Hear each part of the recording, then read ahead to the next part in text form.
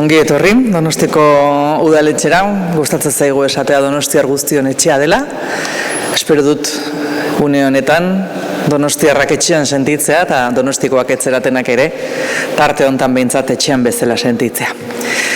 Iraila ate joka daukagu, eta Donostian iraila esateak gauza asko esan nahi ditu. Baina bada, gure egutegian gorriz markatuta daukagun hitzordu bat. Kontxako bandera. Edo beto esan da, bi hitzordu, bi igande. Edo akaso lau, porque sailkapen estropadak ere kontutan hartu behar ditugu. Igandeetan, bi igande horietan, Donostia zeharo itsasora begira jartzen da. Eta Kontxako badia erabat aldatzen da. Kaleak agertzen dira, balizak, ziabogak, eta hasten gara hitz egiten haizea, olatuen indarra, txandak, koloreak, patroiak, paladak, taldeak, epaileak, zaleak. Eta giro berezi horretan denborak esan nahi berezia hartzen du, segundo bat, asko delako. Hori da, Kontxa. 1869an ospatu zen lehenengoz, Kontxako bandera, eta ordutik gauza asko aldatu dira. Arrauna bera aldatu da. Materialak edo prestaketa eta lehiatzeko moduak, baina bada aldatu ez den zerbait. Eta hori da Kontxan irabazteak zer esan nahi duen. Bandera honek daukan prestigioa, hemen irabazteak daukan balioa, eta batez ere estropada honen inguruan sortzen dan emozioa. Kontxako bandera kirol proba bat da, noski, baina harro esan dezakegu hori baino gehiago ere badela. Donostian gure udaren parte da, gure bizitza eta oroitzapenen parte. Belaunaldi batetik bestera pasatzen den tradizioa da. Nik gogoan dut txikitan, aitarekin, goizean goiz uhartera igerian joaten ginela. Han tokia hartu behartzelako, zale guztiak iritsi aurretik. Eta igarean joaten ginenez, ezer gutxi eramateko aukera geneukan, beraz, zaleren bat tokatzen baldin bat zitzaigun alboan transistorearekin, ikaragarrizko sortea izaten genuen eta estropada jarraitzeko modu oso polita izaten zen. Gero lagun arteko parranda etorri zen, estropada bai, baina jaia akaso gehiago. Eta tokatu zitzaigun, gure seme-alabekin joatea, eta orduan apaizen pasealeko aukeratu genuen eta antxe pasatzen genitu igande goiz haiek. Eta orain gure seme-alabak euren parrandan dabiltzala, guk lagun artean berriz ere ospatzen ditugu estropada igandeak. Tradizioa da, gure bizitzaren parte da, Kontxa. Eta zuekin guztiokin partekatzea ezinbestekoa, segurea den heinean bereziki zuena, arraunlari taldeena delako.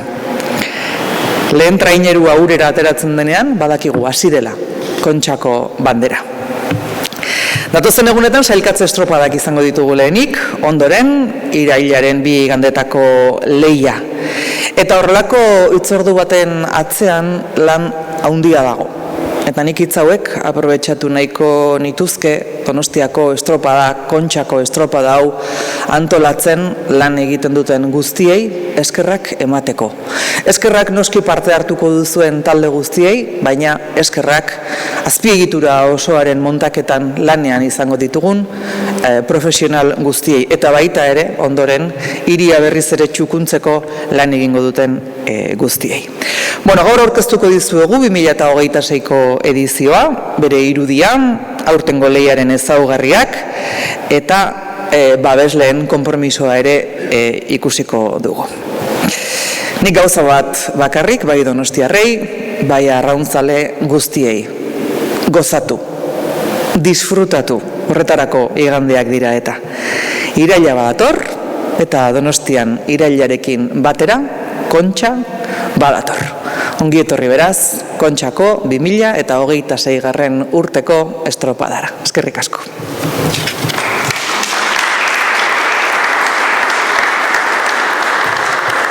Eskerrik asko, Latz. Egun on guztioi, eta nik, nahi tokatzen zaita azalpen teknikoak egitea, beraz. Eta lehenengo gauza hasiko gea kartelaren aurkezpenarekin. Hau da gure kartela. hoi da gure kartela, eta gurekin daude egileak. Azaltzeko zergatiko la izan den eta zeiz latu nahi izan duen, egileen artean dago Beñat Elizalde, eta nik gonbidatzen dut ona igotzen eta kontatzen pixka bat zergatik egin ditu. Eskerrik asko. Bueno, eskerrik asko egun ondo nahi. Ez dute berriro esplikatuko, porque olatzeko zondo esplikatu zer dan Kontxako Regatak, ze esan nahi daukan, zer dan ohitura, kultura, eta bueno, emozio handiak. Eta aurten emozioekin lan nahi genuen, emozioek kontatu nahi genitun, eta hortako aurpegiak erabilitugu, porque uste dugu espresioak diala emozioak kontatzeko modurik egokiena. Eta horregatik da kartela plano motz bat, ilustrazio oso realista bat, txuri beltzean, eta hor dauden intensia eta emozio guztiak. Eta hori da kartela. Eskerrik asko. Mila esker, Beñat. Oso politia da, oso politia. Bueno, aurtengoen ja azalpenak, Aurtengo Kontxako Bandera irailaren 2an hasiko da, gizonezkoen sailkatze estropadarekin. Eta hurrengo egunean, 3an, emakumezkoen sailkatze estropada jokatuko da. 2 probak, arratsaldeko 6etan hasiko dira. Irailaren 2ko gizonezkoen sailkatze estropadarako 24 trainera ditugu, 12 talde bakoitzean, eta aipatuko ditut. Gizonezkoen ataldean izango dira Bermeo, Club de Remo Txapela Guofko, Club de Remo de Ares, Deusto Bilbao, Getaria, Lekitxarra Eleknor, Ondarro Akide, Orio Orialki, Orsa Ondarribia, San Juan CMO Balbes, Sotera Santurtzi eta Zierbena Bahías de Vizcaya. Y el grupo B masculino estará formado por Cabo Rianxeira Boiro, Castro Loizaga, CDB de Mar de Castropol, Ibaika Susperregi Edukiontziak, Kaiku VGP, Lapurdi Antxon Bilbao, Mutriku Sociedad Deportiva San Bertolameu, Obersí, San Pedro Arri, Tirán Pereira, Zarautz Gezelaga Okelan eta Zumaia Zukia. Emakumezkoen irailaren 3ko sailkatze estropadarako 19 traineru izango ditu, 10 A taldean eta 9 B taldean. Eta izango dira emakumezkoen ataldean honako hauek: Astillero Enerit Servicios, Club Regatas Salgado Perillo, Ibaika Jamones Antzin, Ondarribia Bertako Igogailuak, Nortindal Donostiarra, Orio Orialki, San Juan CMO Balbes, Tolosaldea, Zarautz Gezalaga Okelan eta Zumaia del Teco. Eta en el grupo B femenino estarán Amegrove Club de Remo, Txapela Guofko, Club de Mar de Castropol, Deusto Tecuni Bilbao, Esteirana Remo, Lekitxarra Eleknor Zikaucho, Ondarroa Zikaucho, Red Eléctrica Kaiku eta Sociedad Deportiva Tirán Pereira. Sailkatze estropada bakoitzeko lehen 7 sailkatuek lortuko dute Kontxako Bandera jokatzeko txartela. Emakumezkoetan Donostiarron Lagunak izango dute zain eta gizonezkoetan Kaiarriba Donostiarra. En cuanto al reglamento, no hay cambios significativos. La distancia será de 1,5 millas en la modalidad femenina y 3 millas en la masculina, con una única ciaboga en ambos casos. El control deportivo corresponderá al comité de competición formado por representantes de las federaciones guipuzcoana y vasca de remo y se mantendrán igualmente los controles antidopaje en ambas modalidades. El resto de las características y especificidades pueden consultarse en las bases y en el dossier que hoy presentamos y tendréis. Sailkatze estropada gaindituta irailaren 6an eta 13an jokatuko dira Kontxako Banderaren 2 jardunaldiak. Ohiko ordutegietan. Emakumezkoen estropada 11etan hasiko da eta gizonezkoena 12etan. Para seguir las regatas desde el Paseo Nuevo, Urgul, El Puerto y Alder Rieder, los precios generales de las entradas serán 4,50 € para la entrada general, 2,20 para la entrada de personas pensionistas y 10 € para la tribuna. Las entradas podrán adquirirse online desde hoy mismo a partir de las 12:30 en la página web de Donostia Cultura, en las taquillas del Victoria Eugenia, en su horario habitual y en los puntos de venta habilitados para los días de regatas. En las clasificatorias únicamente será necesaria entrada para acceder a la tribuna del Paseo Nuevo. Sariei dagokionez, aurten ere berdintasunarekiko konpromisoari eusten diogu. Eta sarietara bideratutako zenbatekoa berdina izango da emakumezkoen eta gizonezkoen modalitateetan. Lehen postuan sailkatutako traineruek 25.000 euroko saria eta kontxako bandera jasoko dituzte, 2 igandetako denborak batu ondoren. Arraunlari bakoitza gainera banderaren erreprodukzio bat jasoko du kuadro formatuan. Euskadiko kirol portuak ere 2 modalitateko irabazlei trofeo bat ere emango die. Eta adegik, noski, aurten badauka berritasun bat. 10. urtez jarraian egin duen bezala, aurten ere 2 igandetako denborak kontuan hartuta, denborarik onena egiten duen Gipuzkoako trainerua sarituko du emakumezkoen zein gizonezkoen modalitatean. Eta aurten 500 € gehiago izango dira. 8.000 € modalitate bakoitzean trofeoz gain. Adegik alaber, emakumezkoen eta gizonezkoen modalitatean gehien nabarmendu diren patroien lana aitortuko du. Bueno, Josemi Ayertza hemen dabil? Ai, barkatu. Eta gero azalduko ditu berak honako ezaugarri gehiago. Y quiero terminar con un aspecto que no siempre resulta tan visible como la propia regata, ¿no? Como la propia competición, pero que es fundamental para que la concha pueda celebrarse, y es la seguridad. La concha cuenta con uno de los dispositivos de seguridad más importantes y exigentes de las regatas de traineras, que es acorde con las características y la dimensión de una prueba que se desarrolla tanto dentro como fuera de la bahía. Itsasoan zein lehorrean prestatutako dispositiboak, salbamendu ontziak, uretako motorrak, osasun baliabideak eta segurtasun zerbitzuak biltzen ditu. Eta baliabide guztiak akuariumeko terrazan kokatutako koordinazio postu operatibok koordinatzen ditu.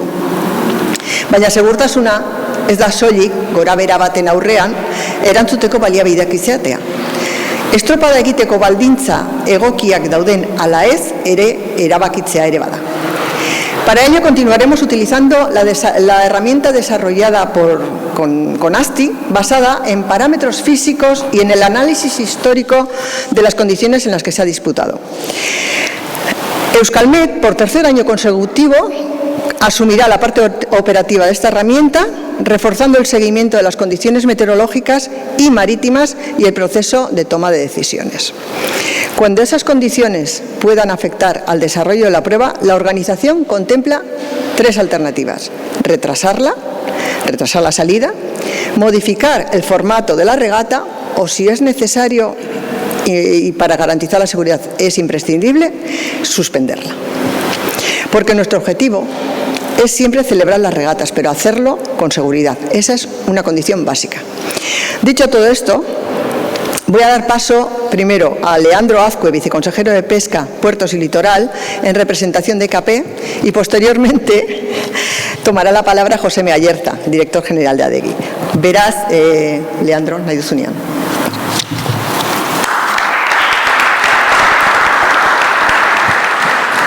Eskerrik asko Olatz, Ana eta Josemi, eta etorri izaten guztioi, batez ere arraun klubeko ordezkariei, azken finen zu esate estropa ontako protagonista zuzenak. Jaurlaritzak kasu honetan EKP-en bidez, Euskadi Kirol Portuaren bidez, urtero eta aurten bai, pentsatzen deu nolabait estropa dau, Donostiko estropa dau, eskola belik gaiten deun bezala, bizkate babestu eta nolabait gure babesa, gure apoioa ematea. Aurten jarraituko deu, azken finen, oso ezaguna gea zoritxarrez, amarreak kirol portuko amarreak kudeatzeagatikan, nola baitzateko, eta nahiko polemikak eta istiluak izaten ditugu, baina baita ere hortikan aratago Euskadiko kirol portuak eta Jaurlaritzak saiatzen geak portuak, eta kasu honetan kirol portuak eta herriak eta hiriak nolabait bion arten nolabait ustartzea eta aktibidadeak eta portu nolabait bizirik eukitzea eta mantentzea, eta geure portuetan aktibidadeak eta itxasoakin lotutako jarduerak bultzatzea. Eta kasu honetan, nolabait Donostiko portuan, Donostiko estropada, Donostiko bandera, nolabait beste aktibidade bat da, holatzek dion bezala ez da aktibidade jarduera arrunt bat, baizik eta nolabait arraunakin lotutako jarduera importanteena o garrantzitsuena.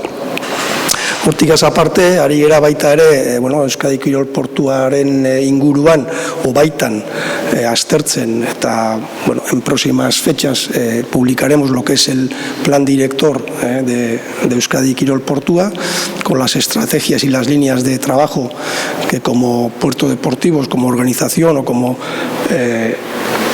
administración encargada de gestionar los puertos deportivos queremos llevar a cabo, y en ese plan director sí se vislumbran varias líneas de trabajo, pero una de ellas lógicamente es la de dinamizar y apoyar los deportes náuticos tradicionales, arrauna oitako bat da, noski, dudigabe, principalena. Baita ere berdintasuna, la perspectiva de género lógicamente es uno de los puntos que va a guiar toda la actividad de EKP, de Euskadi Kirol Portua, así como, digamos, potenciar y acercar a la juventud a la práctica de la náutica, de los deportes náuticos recreativos. Hiru balore horiek, nolabait arrauna eta kirol tradizionalak, emakume eta gizonen arteko berdintasuna, eta noski gaurko gazteengan nolabait kirol arrantzako kirol aktibidade eta nolabait deportearen gogo eta sustatzea, hiru balore horiek noski Donostiko banderak baita ere bere baitan ekartzen ditu eta bere baitan dauzka. Orduan, pentsatzen dugu jarraituko deula, legealdi falta zaigun 2 urteko legealdi hontan eta sustatzen olako jarduerak eta Donostiko estropada hauek, eta behin etorri zeaten klubeko ordezkariei, sorte on guztioi, eta gozatu zazue nolabait aurretikan izango ditugun ez bi, baizik eta olatzeko ondo dion bezala 4 estropada zoragarri hauek. Eskerrik asko.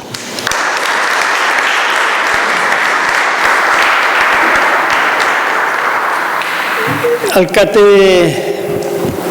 Ondore Anderea, ez tezu esan, baina Alkate Ondore eslezat hemen, agintariak, arraun taldeko ordezkariak, lagunok, egunon guztioi,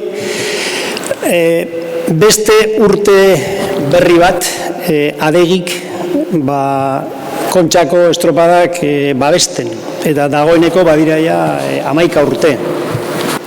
Eta urtero esaten dut, baina aurten ere berriro esango dut, guretzako ohorea eta plazerra da, estropada hontan babesle bezala egotia. Hace unos pocos meses, en el mes de mayo, en el contexto de la celebración de nuestra asamblea anual, presentamos un informe que titulábamos Tomar conciencia.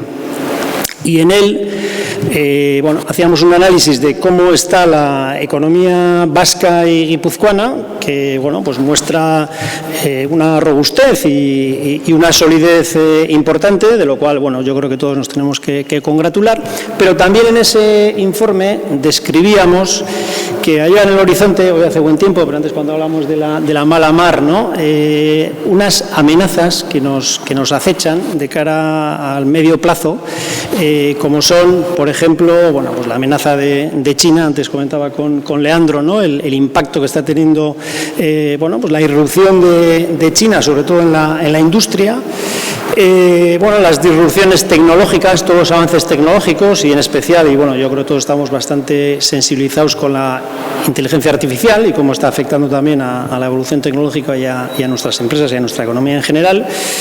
La evolución demográfica, el envejecimiento de la población, que está haciendo que cada vez tengamos menos personas en edad de trabajar, con lo cual, bueno, pues hay una tensión, una escasez de personas en edad laboral. Y un cuarto aspecto que manifestábamos es la escasez de vivienda. Escasez de vivienda que, lógicamente, nos afecta mucho a los locales, pero también afecta desde la perspectiva, si antes decíamos que tenemos escasez de personas y las tenemos que atraer, pues ¿dónde las vamos a alojar, ¿no? Por tanto, tenemos unos retos y unas amenazas, como decíamos, que se ciernen sobre todos nosotros, y para hacer frente a esos desafíos, igual que hacéis vosotras y vosotros cuando viene la mala mar, ¿no? Y tenéis que afrontar, ¿no? esa bravura del mar, lo que decíamos es que tenemos que estar pues más unidos que nunca y que tenemos que remar todos juntos, tanto las empresas, los trabajadores, las instituciones y la sociedad en su conjunto.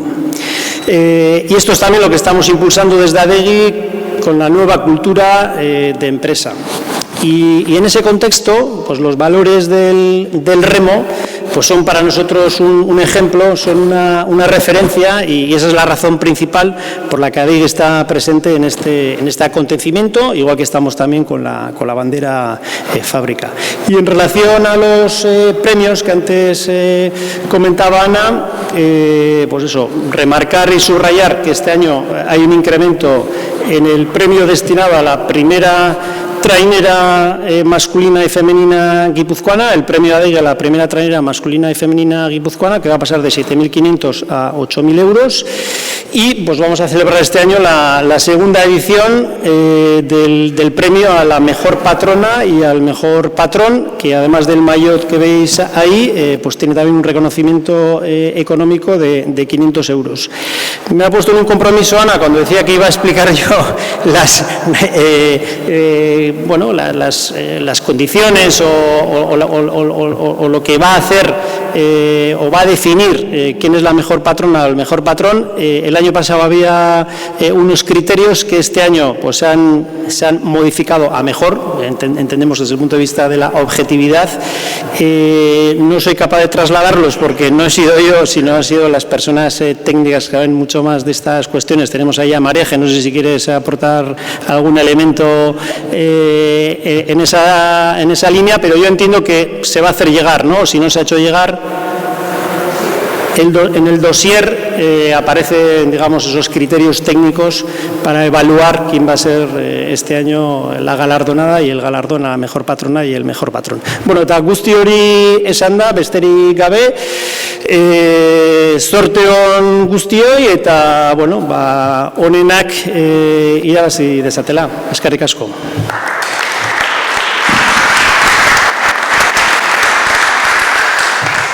Barkatu,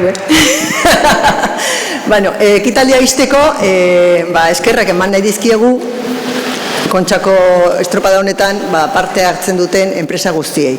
Hauek dira, BM, Insalus, Diario Vasco, FCC eta ITB. Ja bukatu dugu ekitaldia, ja galderak. Ez dakit galdera badauden.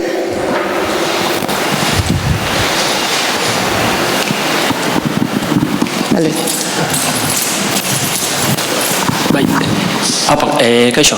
Lehen urtean egontzean keja batzuk, klub batzutako arduradunak bota zituztenak, ezin izan zutelako denak ranpatik sartu tatea eta klub batzuk hemen portuko espigoitik edo botatzen dialako urea. Ezakit urte honetan pentsatuan edo aldatzea eta aukera emango zaien ranpatik jetxi eta igotzeko traineruei edo berdin jarraituko duen? Berdin jarraituko du.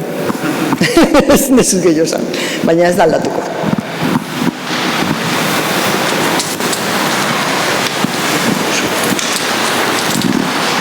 Mila esker guztioi, eta zorte on guztiontzat.